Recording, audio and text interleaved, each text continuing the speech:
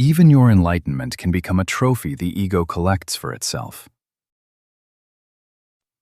Be Here Now by Ram Dass. Audiobook summary and review by StoryShots. A Harvard professor with 4 appointments, a Mercedes, and a closet full of achievements woke up convinced something essential was missing. That man was Richard Alpert, and the story of how psilocybin and an Indian guru transformed him into Ram Dass is the spine of Be Here Now, his 1971 memoir and spiritual guide. The rational mind is not the whole mind. A career built on data and tenure did not prepare a man for what happened when he took a few doses of psilocybin and watched his identity peel away layer by layer. Professor, then social creature, then body itself. What remained didn't fit any curriculum. Years spent assuming the analytical mind was the highest available tool turned out to be wasted. It wasn't even the right tool. Think about how often you trust logic to solve something logic cannot touch. Grief, longing, a sense that your calendar is full but your life is thin. Your intellect can explain your unhappiness in painstaking detail without ever fixing it. You keep proving to yourself that thinking harder isn't the same as being free, which raises a harder question. If not the mind, then what? Presence is a practice, not a feeling. A guru's instruction was simple and repeated constantly. Stop rehearsing the past. Stop rehearsing the future. Be here now. That sounds like a slogan. It's actually a demand, enforced through meditation, mantra, and breathwork, aimed at breaking your addiction to time travel. Here's the catch.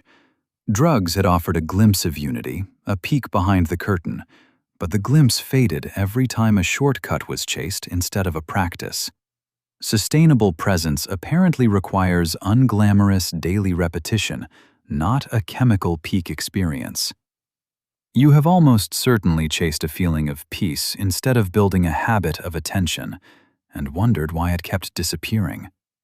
But if a mystical experience cannot make presence permanent, what actually can? The ego you're polishing is the wall you're building. Even the thought of unity is far from unity itself.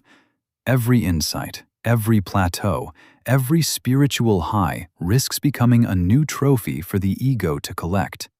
Proof that you are more evolved than the person next to you.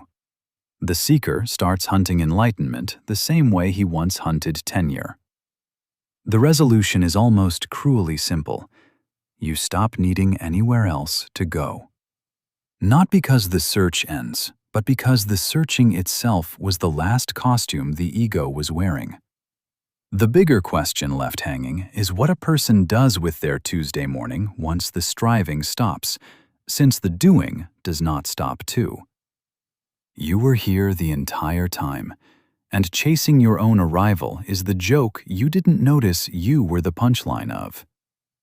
If this changed how you think about presence and the noise of striving, someone in your life could probably use this summary too. Final summary.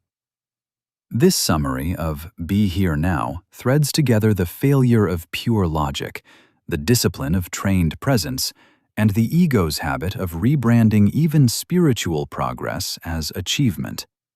The full version walks through Ram Dass's actual cookbook for a sacred life, the diet, chanting, and breathing practices laid out as daily sadhana, plus the story of his guru's unconventional teaching methods and what getting your house in order really demands before deeper work begins. It also covers how service becomes a way of dissolving the self rather than performing goodness. Anyone stuck between ambition and burnout should read this one. For the full summary of Be Here Now, plus the infographic and animated video, open the StoryShots app.